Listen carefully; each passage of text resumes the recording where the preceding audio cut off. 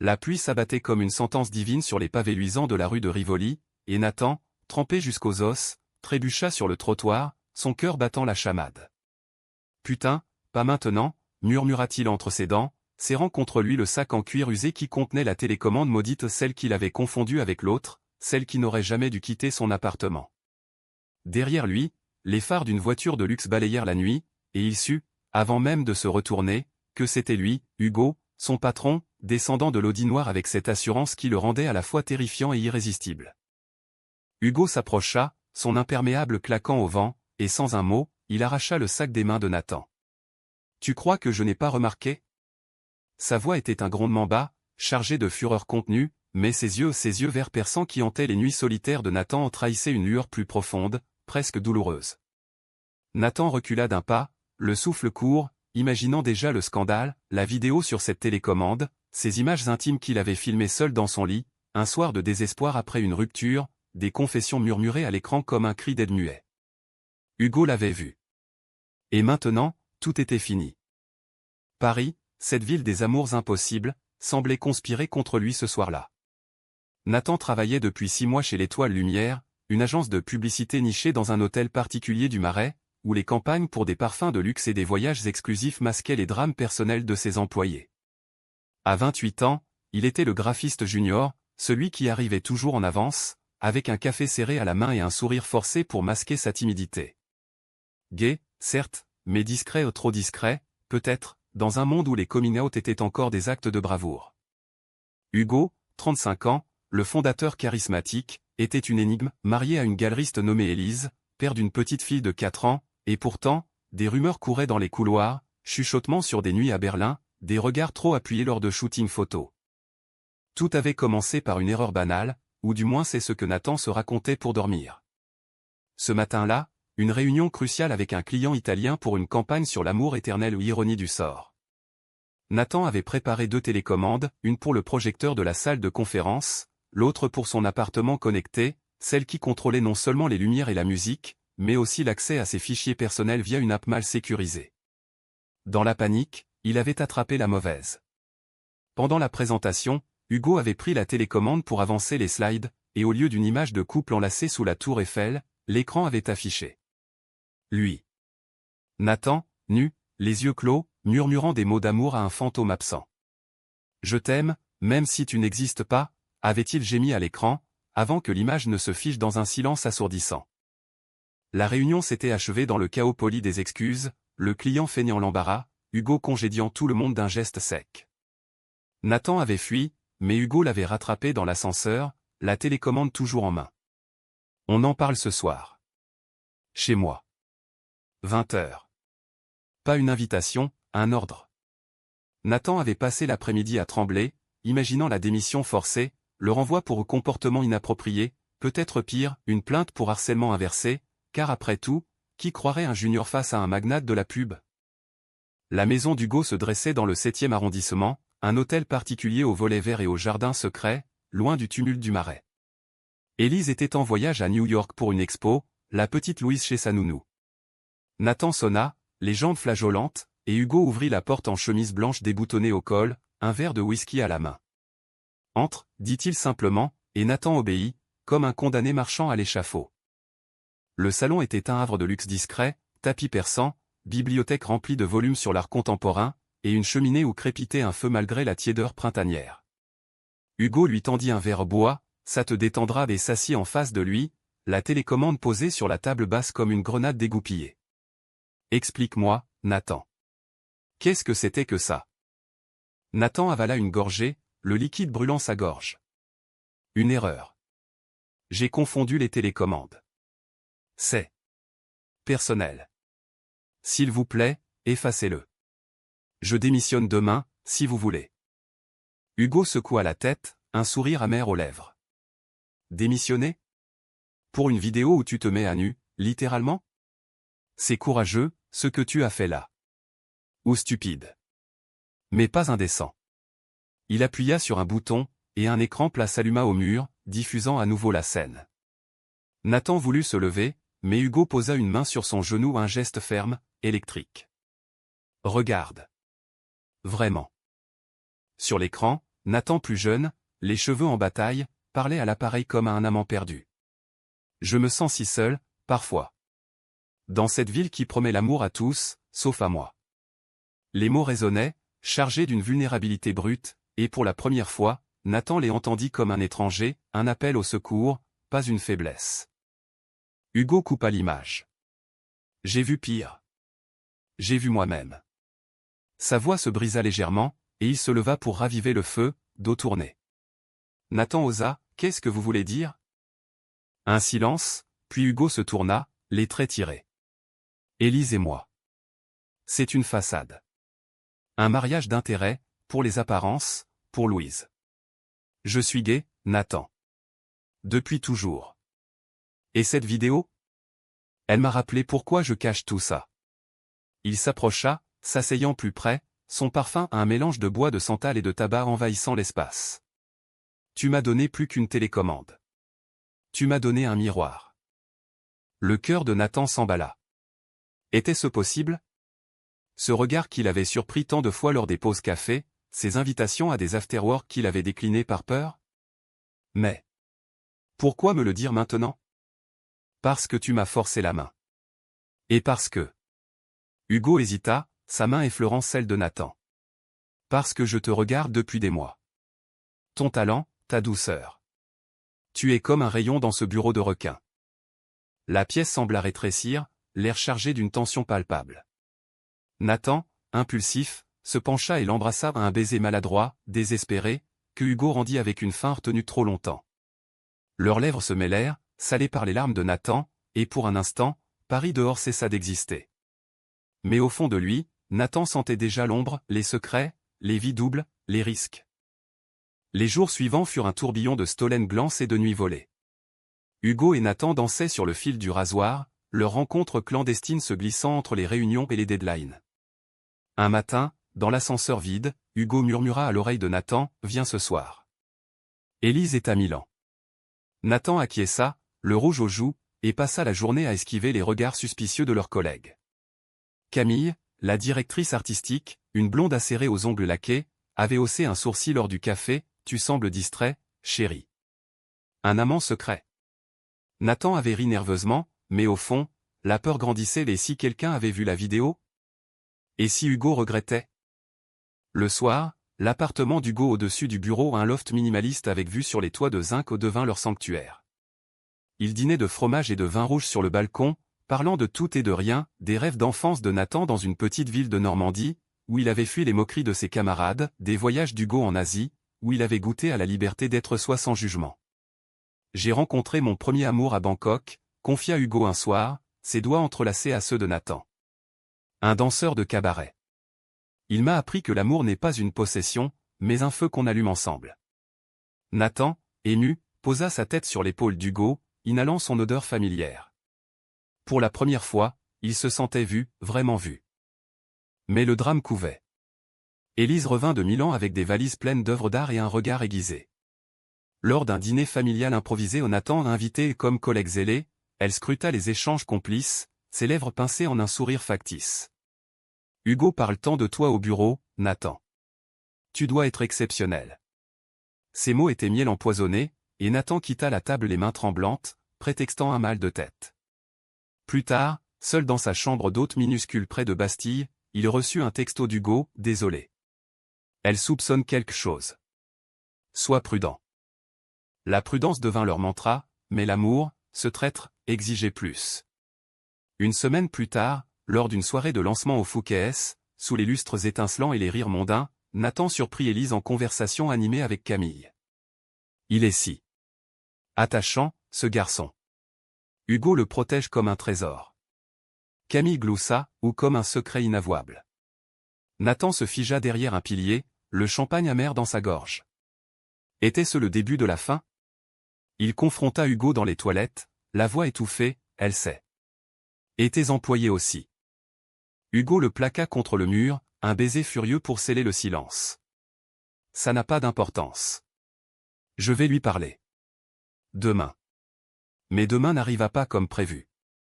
Au bureau, une urgence, le client italien menaçait de rompre le contrat après l'incident de la présentation. Hugo passa la journée en calls tendus, et Nathan, isolé à son poste, sentit la jalousie ronger son cœur. Pourquoi Hugo priorisait-il toujours le travail? Était-ce vraiment de l'amour, ou juste une distraction passagère? Le soir, ils se retrouvèrent dans un bar caché de Belleville, un antre de jazz enfumé où les lovers anonymes se frôlaient dans l'ombre. Assis dans un coin, bière à la main, Hugo prit la main de Nathan. « Je vais divorcer. Pour nous.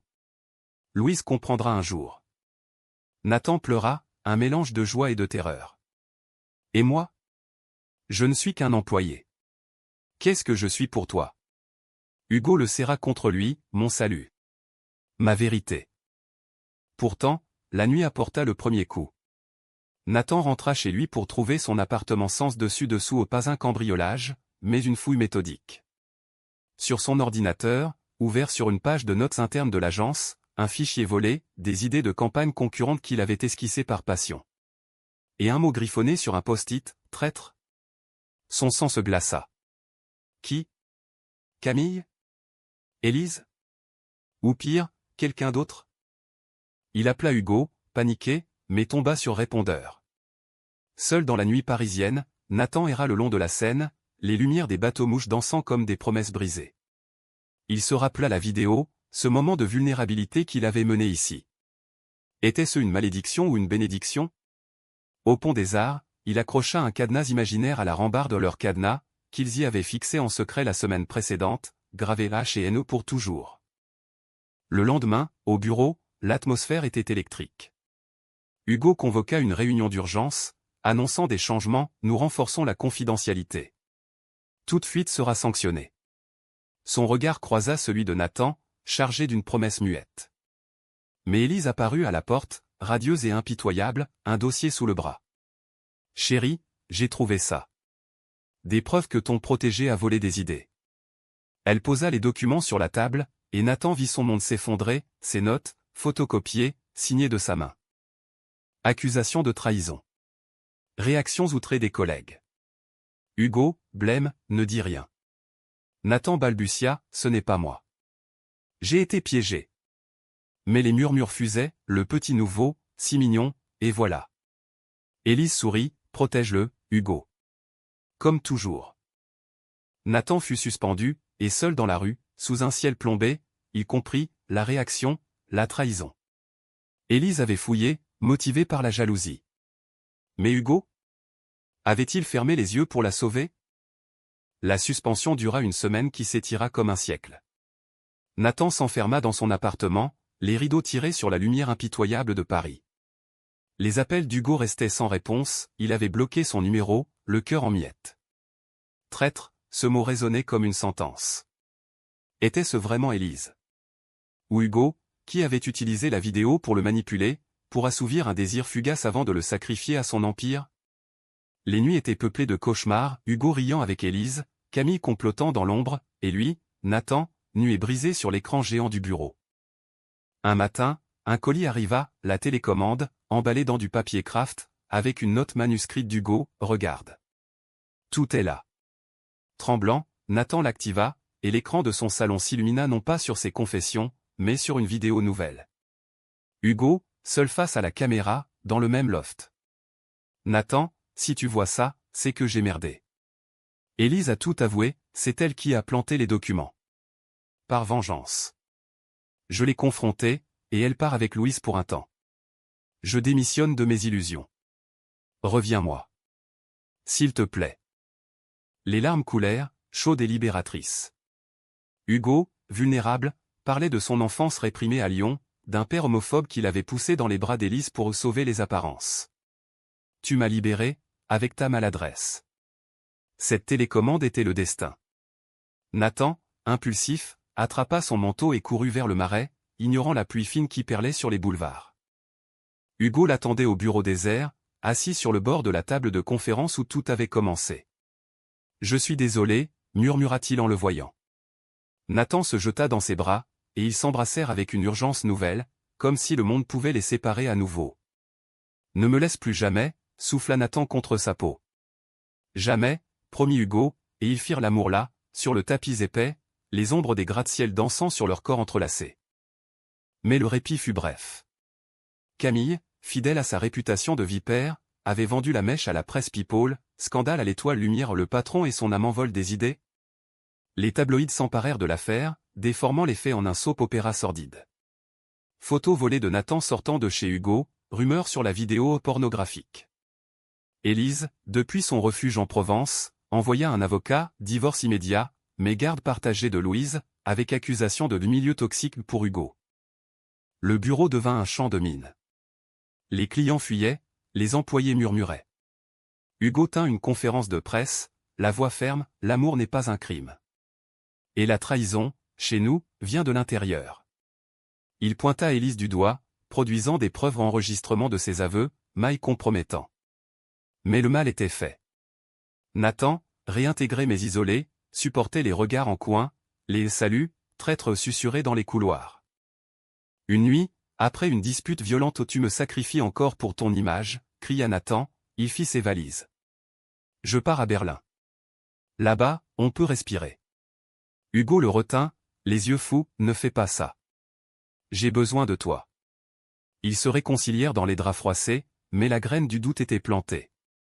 Nathan se demanda, était-ce de l'amour, ou de la dépendance? Le haut point arriva lors d'une réception au Louvre, pour une expo sur l'amour interdit dans l'art. Hugo et Nathan, en smoking assorti, se tenaient la main publiquement pour la première fois, défiant les flashs. Élise surgit, Louise dans les bras, un sourire victorieux. Regardez, le couple parfait. Mais dites-moi, Nathan, comment c'est de détruire une famille? La petite fille pleura, et le cœur de Nathan se serra. Il prit Louise dans ses bras, la berçant doucement, chut, ma puce. Papa t'aime. Élise ricana, papa? Tu n'es rien.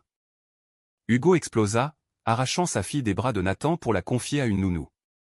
Sors d'ici, Élise. Tu as perdu. Mais en privé, plus tard, Hugo s'effondra, et si elle a raison? Si je te mets en danger? Nathan, fort soudainement, le serra, nous sommes plus forts ensemble. Pour Louise, pour nous. Pourtant, la trahison ultime frappa comme un éclair. Camille, virée pour complicité avec Élise, balança une bombe, la vidéo originale de Nathan n'avait pas été effacée. Elle circulait en ligne, anonyme mais reconnaissable. Nathan, humilié, vit son visage partout au forum gay, site People. Le graphiste qui se confesse nu, vrai amour ou pub raté? Il confronta Hugo, tu l'as gardé? Pour me contrôler? Hugo jura que non, mais le doute empoisonnait tout. Nathan s'enfuit à nouveau, vers les quais de la Seine, où la pluie torrentielle lavait ses larmes. Sous le pont des Arts, il arracha leur cadenas, le jetant dans l'eau noire. Adieu. Les semaines suivantes furent un exil intérieur. Nathan trouva refuge chez un ami artiste à Montmartre, un loft bohème rempli de toiles inachevées et de vins bon marché. Il coupa les ponts, se noyant dans le travail freelance, logo pour des cafés queer, affiches pour des prides locales. Paris, autrefois étouffante, devint une toile vierge. Il marchait des heures, visitant les lieux de leur histoire, le bar de Belleville, le balcon d'Hugo, transformant la douleur en inspiration. Une nuit, ivre de souvenirs, il écrivit une nouvelle vidéo, pas de nudité, mais de mots crus sur la trahison, l'amour qui blesse, posté anonymement sur un forum underground. Hugo, de son côté, luttait pour sauver l'agence. Élise obtint la garde principale de Louise, arguant de l'instabilité d'un père homosexuel notoire. Les appels de Hugo à Nathan restaient lettres mortes, mais il persistait, fleurs livrées au loft, notes glissées sous la porte, tu me manques comme l'air. Un soir, il apparut sous la fenêtre de Nathan, comme un Roméo des temps modernes, une guitare à la main. Laisse-moi chanter pour toi, cria-t-il à la foule amusée. Nathan, ému malgré lui, descendit. Pourquoi? Hugo chanta une ballade française oubliée, voix rauque, ton absence est un feu qui me consume. Ils parlèrent des heures sur un banc du Sacré-Cœur, la ville à leurs pieds. Hugo avoua tout, la vidéo, il l'avait gardée non par malveillance, mais comme un talisman. Elle me rappelait qui je voulais être, libre, avec toi. Nathan, le cœur serré, pardonna ou du moins, essaya. Ils recommencèrent, plus lentement, avec thérapie de couple et promesse de transparence. Louise rencontra Nathan officiellement, dans un parc ensoleillé, et son rire innocent scella une famille improbable. Mais le destin, ce farceur, réservait un dernier coup. Lors d'une soirée Pride sur les Champs-Élysées, multicolore et jubilatoire, Élise surgit avec un amant plus jeune, un vrai pour elle. Je te rends ta liberté, Hugo. Mais garde le gamin, il semble te convenir. C'était une reddition masquée en victoire, mais blessante. Hugo, blessé, but trop, et dans l'euphorie de la parade, il embrassa un inconnu devant Nathan. Une erreur d'ivresse, un baiser fugace vu par tous. Nathan vit rouge. Encore une trahison, hurla-t-il au milieu de la foule arc-en-ciel. Hugo, sobre soudain, le poursuivit, c'était rien. Un réflexe idiot. Mais Nathan courut, le cœur en lambeaux, jusqu'au pont des Arts-leur-Pont. La pluie s'abattit à nouveau, comme un écho cruel. Hugo le rattrapa, trempé, suppliant, je t'aime. Seulement toi. Nathan, secoué de sanglots, le frappa au torse, prouve-le. Lâche tout, l'agence, les apparences. Hugo hocha la tête, brisé. Le lendemain, il vendit l'étoile lumière à un concurrent, empochant juste de quoi recommencer ailleurs. Avec toi. À Berlin, si tu veux. Ou ici, tant que c'est ensemble. Nathan, touchant son visage, murmura, ici. Pour Louise. Pour nous. Leur amour, testé au feu, renaquit plus fort. Ils achetèrent un appartement modeste près du canal Saint-Martin, où les dimanches étaient faits de croissants et de câlins familiaux. Nathan devint consultant indépendant, Hugo un mentor pour jeunes talents queer. La vidéo? Effacée pour toujours, remplacée par des souvenirs partagés. Pourtant, les cicatrices restaient. Une nuit, Nathan se réveilla en sueur, rêvant d'abandon. Hugo le serra, je suis là. Toujours. Et dans le silence, Nathan sut, l'amour n'était pas parfait, mais humain fait de faux pas, de pardon, de rires volés. L'automne enveloppa Paris d'une cape ocre, et avec lui vint la paix, fragile mais réelle. Hugo et Nathan, unis civilement dans une petite mairie du Marais, échangèrent des vœux simples, je te choisis, avec tes ombres et tes lumières. Louise, s'étant maintenant, porta les alliances, ses yeux pétillants de joie innocente. Élise, adoucie par le temps et son nouveau bonheur, assista, serrant la main de Nathan, prends soin de lui. Il le mérite. La vie s'écoula en un rythme doux amer. L'agence vendue, Hugo lança un blog sur l'authenticité en pub, interviewant des couples LGBTQ+, pour des campagnes inclusives. Nathan illustra le tout, ses traits fluides capturant l'essence de l'amour vécu, pas des idylles roses, mais des histoires rugueuses, comme la leur. Un soir, lors d'un dîner avec des amis au Camille exclus, mais pardonnés à distance, Hugo leva son verre, à la mauvaise télécommande qui a tout changé. Rires fusèrent, et Nathan, sous la table, entremêla ses doigts aux siens. Mais le passé n'oublie pas.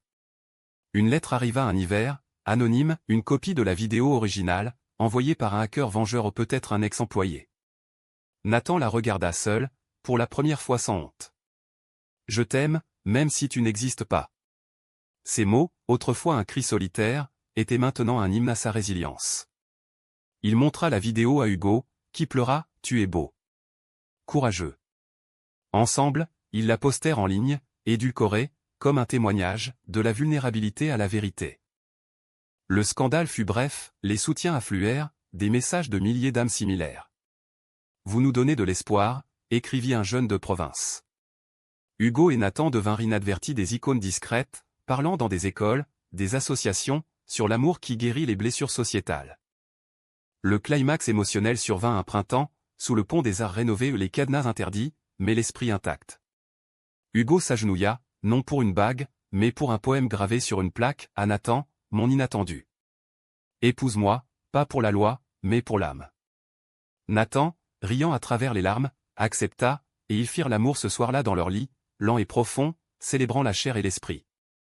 Des années passèrent.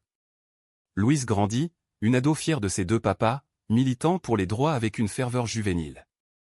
Nathan et Hugo, grisonnants mais toujours passionnés, voyageaient au Bangkok pour Hugo, Normandie pour Nathan, tissant un tapestry d'aventures. La trahison d'autrefois? Une leçon, l'amour vrai endure les tempêtes. Un soir d'été, assis sur leur balcon, regardant les lumières de Paris scintiller, Nathan murmura, et si je n'avais pas donné la mauvaise télécommande? Hugo sourit, l'embrassant doucement, alors, nous serions des étrangers. Heureux, peut-être, mais incomplets. Nathan rit, le cœur plein. Dans cette ville d'amours éternels, le leur était humain, imparfait, profond, inattendu. Et ainsi, sous un ciel étoilé, ils s'endormirent enlacés, prêts pour demain avec ses joies, ses chagrins, son éternelle promesse.